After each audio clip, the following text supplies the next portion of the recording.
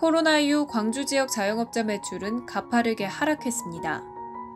광산구는 이러한 소상공인의 피해를 최소화하며 안전하게 사업을 정리하고 재취창업하도록 돕는 사장님 다시 서기 지원 사업을 시행하게 됐는데요.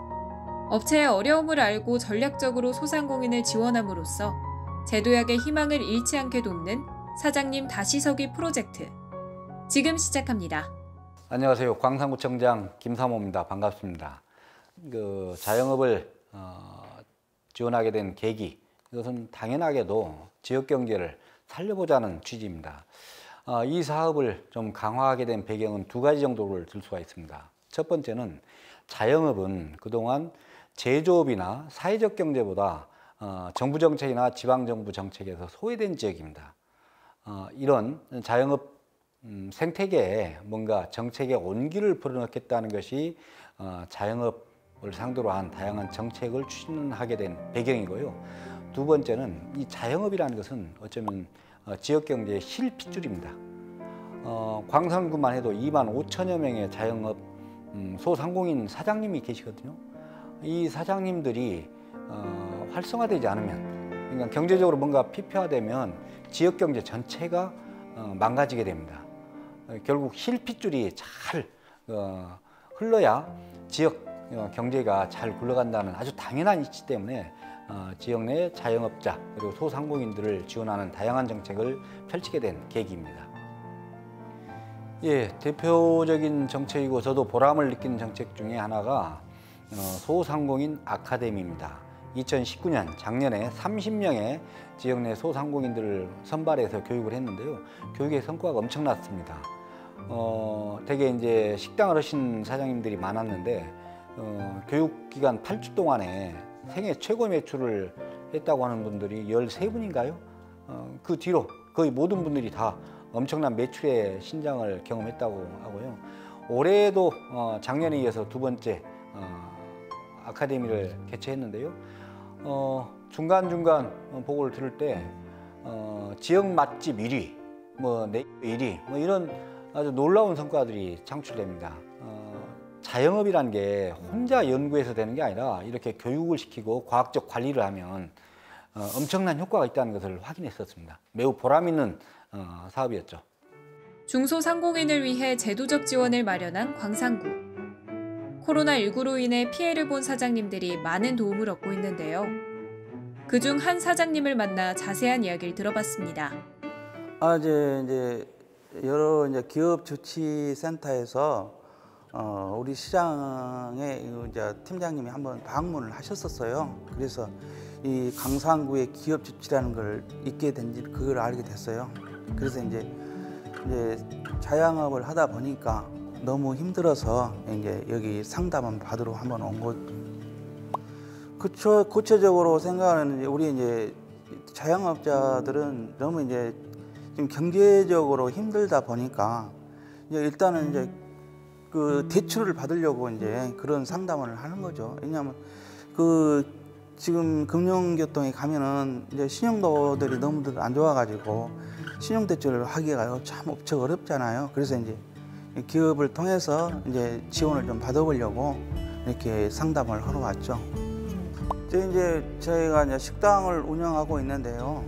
저희 이제 식당의 운영 자금으로 이제 많이 썼죠.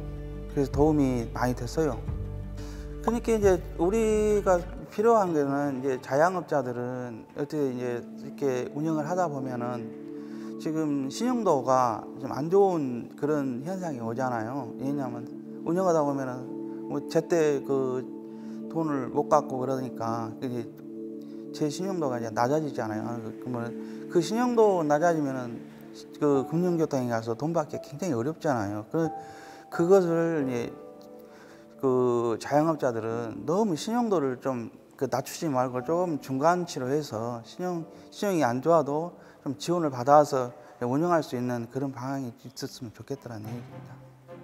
사장님들의 여러 고민이 해결되고 있는 광산구. 그 중에서도 광산구 기업주치의센터는 직접 사장님들의 고민을 듣고 정책 안내 및 연계를 해주고 있었는데요. 뜨거운 반응 덕에 사장님 다시 서기 창구도 확장됐다고 합니다. 네, 아시다시피 그 코로나19의 장기화로 인해서 전에는 없었던 그 많지 않았던 어떤 폐업 그리고 휴업 이런 그리고 어려움을 더 호소하시는 분들이 대폭적으로 늘었어요. 그래서 저희들이 이제 기존에는 이렇게 수요가 많지 않았기 때문에 뭐 정책 연계 정도로만 진행했던 사업들을 이제 코로나 장기화로 인해서 휴폐업을 고민하시는 분들이 많아지다 보니까 이분들을 위한 전담 창구를 마련해야 되겠다고 구청에서 생각을 하고 이렇게 전담 창구를 마련하게 됐습니다. 통계적으로 보면은 한 70% 이상이 상당한 지원을 받았습니다. 우리가 지원할 수 있는 부분에서 약간 벗어나 있는 부분들도 분명히 있긴 한데 그분들은 저희들이 이제 뭐 소상공인 시장진흥공단이나 아니면은 광주은행 포용금융센터 같은 기관과 연계를 해서 끝까지 지원을 할 수 있도록 그렇게 최선을 다하고 있습니다. 어려움을 겪고 있는 관내 소상공인들은 누구나 가능하고요. 그리고 특히 이제 요즘 늘고 있는 뭐 휴업이나 폐업을 생각하시는 분들까지 좀 스펙트럼을 넓혔다라고 생각하시면 될 것 같습니다. 네, 우선 뭐 전처럼 이제 이렇게 방문 상담이 있고요. 그리고 저희들이 이제 현장 방문하는 경우가 있는데 창구로 방문해 주시는 게 가장 좋을 것 같아요. 그리고 특히 요즘 이제 굉장히 수요가 많기 때문에 이렇게 미리 전화를 주시고 시간을 정해서 우리 센터로 방문을 해 주시면 되고요.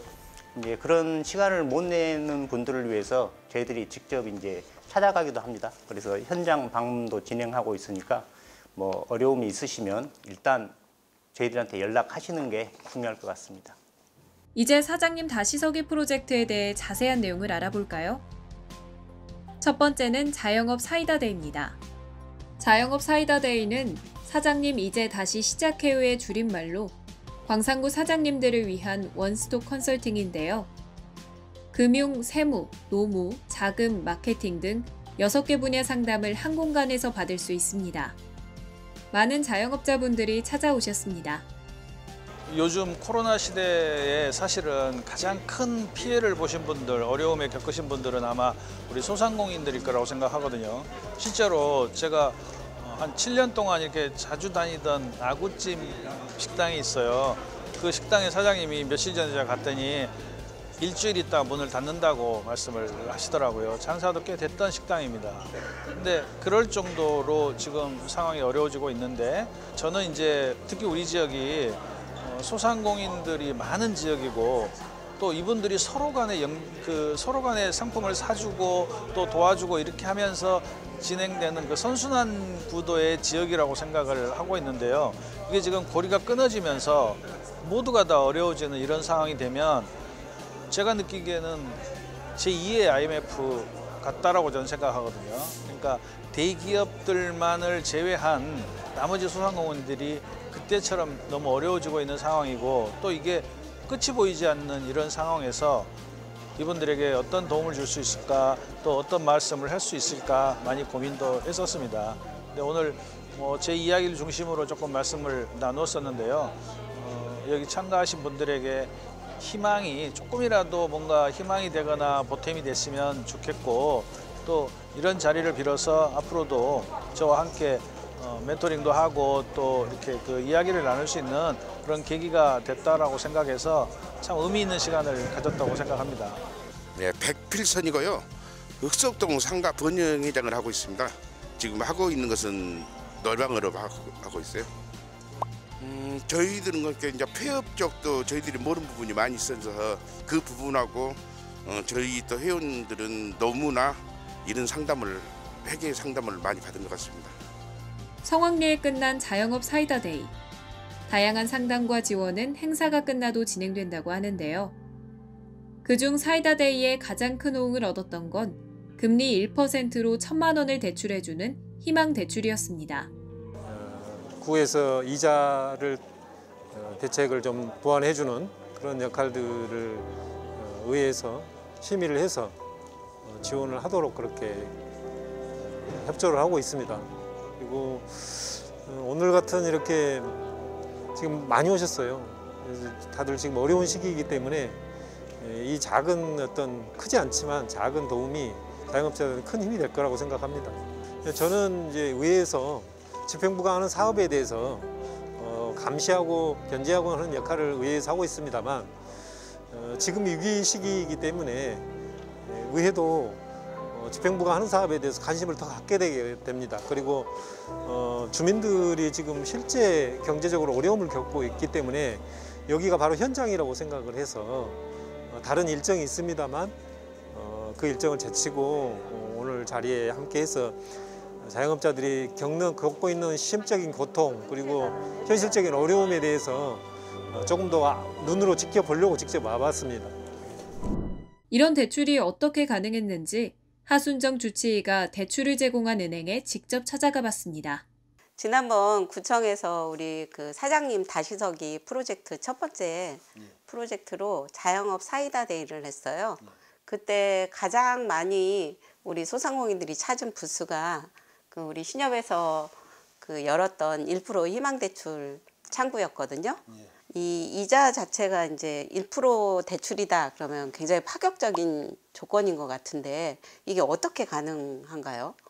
그 투게더 광산 문화재단의 펀딩 캠페인으로 인해서 시민들의 관심 속에 약 5억 원의 자금이 조성이 돼서 그 자금 조성으로 인해서 4.5%의 저리 대출을 하게 됐고 투게더 광산 문화재단에서 3.5%의 이자를 지원해 주게 돼서 1%가 창출이 됐습니다. 그래서 앞으로도 이러한 그 시민들의 관심과 주민들의 성원이 있으면 이 대출은 아마 더 성공할 거라고 봅니다. 네. 그러니까 이제 광산구에 있는 주민들이 십시일반으로 성금을 모아서 그걸로 이제 이자 지원을 해준 형태가 됐네요. 그러죠. 그래서 네. 주민이 주민을 돕는 네. 서로 상생하는 그런 대출이 됐다고 보시면 네. 됩니다.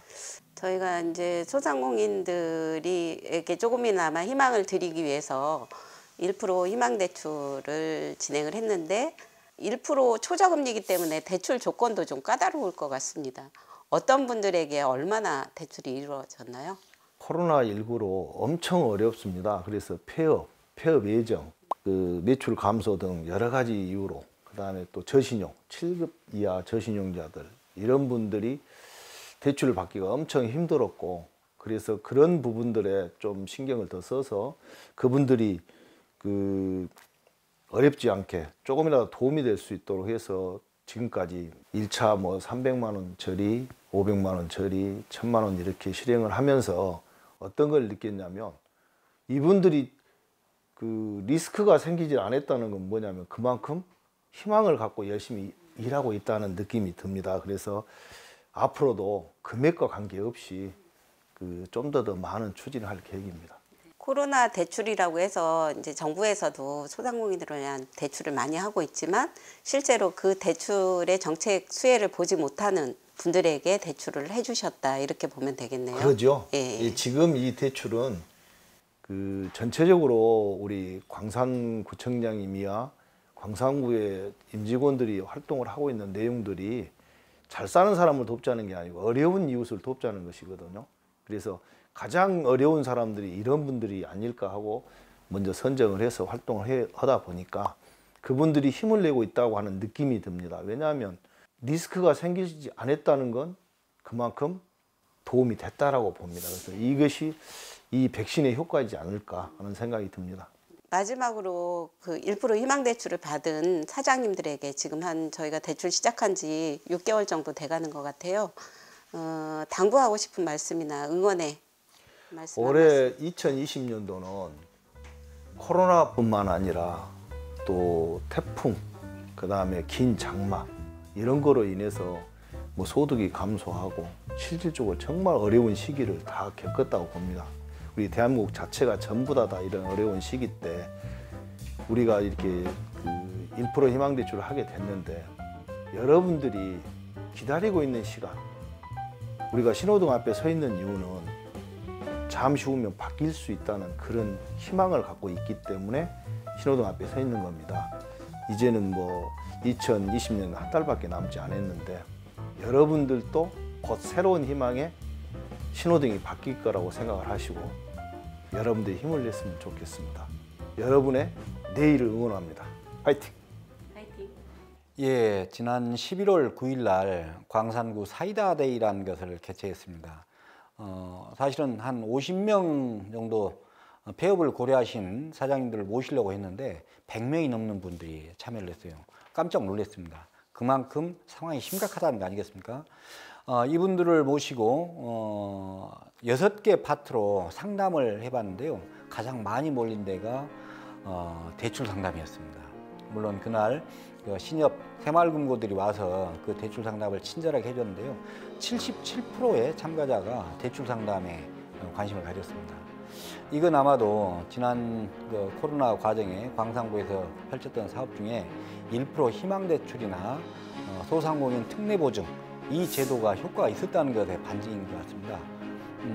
지난 여름에 우리는 300만 원 1% 희망대출, 500만 원 1% 희망대출 이것을 관내 신협 새마을금고들하고 연합해서 실시한 바가 있거든요. 약 한 150명 정도가 정책 혜택을 받는데요. 굉장히 좋은 제도인 것 같습니다. 무보증, 무담보 여기에 1% 자기 부담만 하면은 광산구에서 한 2%, 3% 정도 2차 보전을 해주면서 했던 제도인데요. 앞으로도 정책 수요는 굉장히 많아질 것 같습니다. 이번 사이다데이를 계기로 내년도 예산을 세우면서 1% 희망대출을 좀 확대하는 것, 그리고 소상공인 특례보증 좀 확대하는 것, 이것에 집중 관심을 좀 가져볼 계획입니다.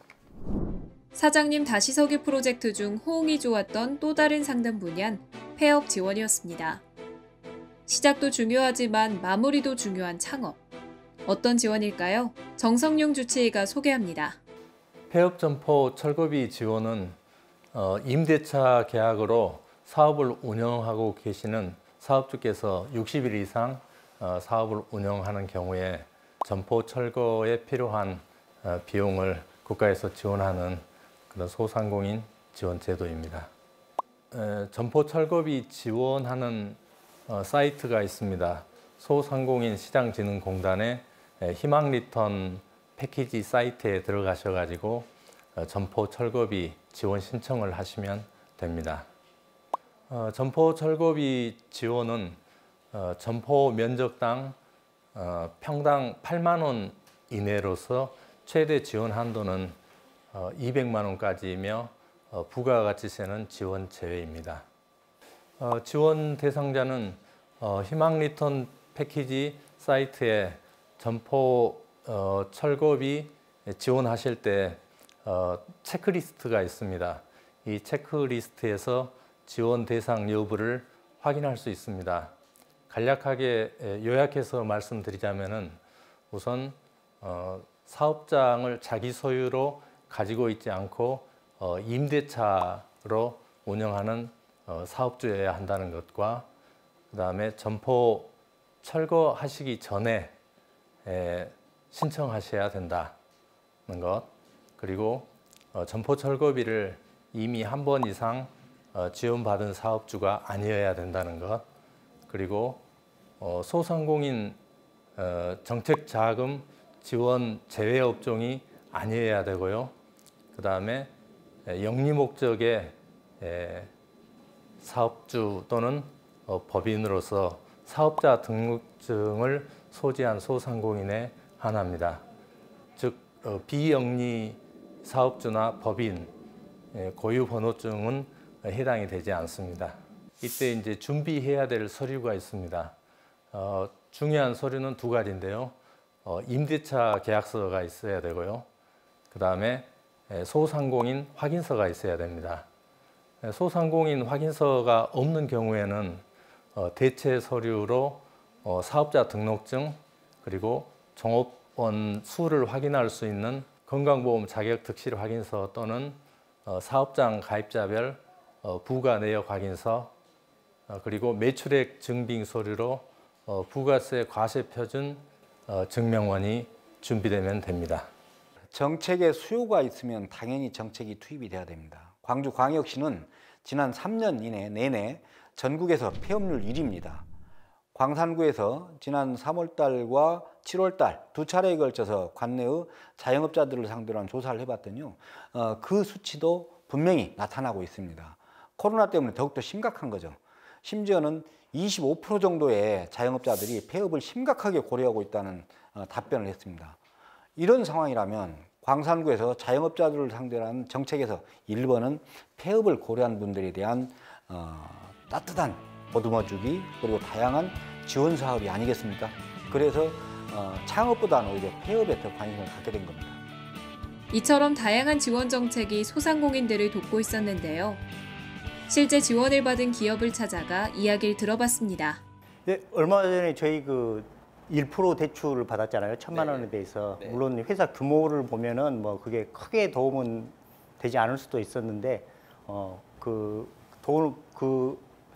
대출 받은 부분이 좀 회사 운영에 좀 도움이 됐었습니까? 네, 그 기업을 운영하기에는 솔직히 좀 작지만, 그러니까 크지만 작을 수도 있는데 저희가 그때 당시에는 좀 이렇게 어렵고 그런 상황에서는 효율적으로 잘 쓴 것 같아요. 이렇게 이모들의 인건비라든지 그리고 저희 식자재들, 근로자들, 네, 근로자들 분의 인건비라든지 식자재들이라든지 요즘 또 값들이 올라가지고 그런 부분에 대해서는 저희가 효율적으로 잘 쓴 것 같습니다. 그 사실 그 정부 지원이나 구에서 지원하고 이런 사업들이 굉장히 많아요. 그런데 이제 일반적으로 보면은 그 어떤 사업들이 우리한테 도움이 될지 몰라서 이렇게 그 찾아먹지 못하는 부분도 있거든요. 그래서 이제 그런 부분들을 저희들이 알려주는 게 주요 이제 목적이기도 한데 최근에 이제 노무 상담을 받으셨잖아요. 그 주로 어떤 내용으로 노무 상담을 받았어요? 저희가 그 이모들의 그러니까 퇴직금 관련해서 좀 많이 받은 것 같아요. 그 도움을. 4대 보험 관련 그리고 이제 그 노무자하고 이렇게 갈등이 있을 수 있는 소지들 이런 걸 좀 해소하기 위해서 그때 저희들이 이제 노무사하고 이렇게 면담을 통해서 그 부분을 좀 해소를 했던 부분이고요. 그리고 이제 앞으로 또 이렇게 좀 받고 싶은 분이 있다면은 세무 부분 같은 경우는 어때요? 이제 곧 이제 연말이 되니까 이제 연말정산이나 저희가 하고 있지만 또 그래도 부족한 게 많더라고요. 개인이 하다 보니까 연말정산이나 이제 소득세, 막 부가세 그런 부분에서 좀 더 자세히 좀 상담받고 싶고 그러고 싶습니다. 어느 정도 규모가 있는 곳은 이제 자체적으로 많이 이렇게 이제 세무를 따로 보시는 분들이 있는데 이제 뭐 소상공인 현실이 그런 걸 이제 따로 직원을 두기가 힘든 상황이기 때문에 뭐 그런 부분도 저희 그 센터를 좀 활용하시면 그래서 뭐 합법 이제 불법적인 탈세는 안 되지만 합법적인 절세는 가능하기 때문에 그런 부분을 좀 많이 이용해 주셨으면 좋겠습니다. 네, 알겠습니다. 네, 지금 코로나 사태 때문에 지금 이게 장기화가 되면서 굉장히 어려운데 주치센터와 함께 이 위기를 같이 좀 극복해 줬으면 좋겠습니다. 네, 저도 잘 부탁드립니다.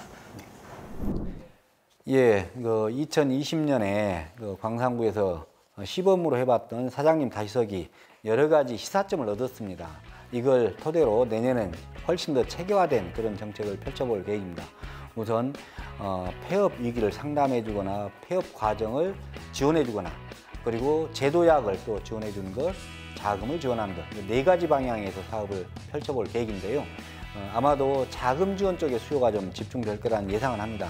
그것 또한 관내 금융기관들하고 잘 협력해서 대응할 계획이고요. 보다 재밌는 프로그램으로 생각하고 있는 것은 조금 전에 말씀드렸던 소상공인 아카데미를 통해서 배출된 60명의 우리 소상공인들이 있습니다. 굉장히 훈련되고 교육받은 사람들입니다. 이분들한테 폐업 위기에 있는 분들을 1대1 멘토링을 시켜볼 계획입니다. 수료생들이 보기에 도저히 이분은 식당 하는 게 안 어울린다 하면 과감하게 당신 식당 그만해라 이런 이야기 해줄 수 있지 않겠습니까? 아울러서 지금 김밥집 하고 계신 사장님을 상담하다 보면 당신은 김밥집보다 정말로 중국집이 잘 어울린다. 당신 스타일은 중국집이다. 이렇게 컨설팅할 수 있지 않을까요? 이런 것들을 다양하게 한번 조직화해 볼 계획입니다. 골목 상권을 지키고 계시는 사장님들이 살아야 사장님들의 호주머니가 든든해야 광산구가 든든하고 활력이 넘칠 것입니다. 사장님 여러분, 어려운 고비 같이 견뎌냅시다. 힘내십시오. 감사합니다. 날개 달린 천사라고 라랄라 라랄라 스르르르 두비두바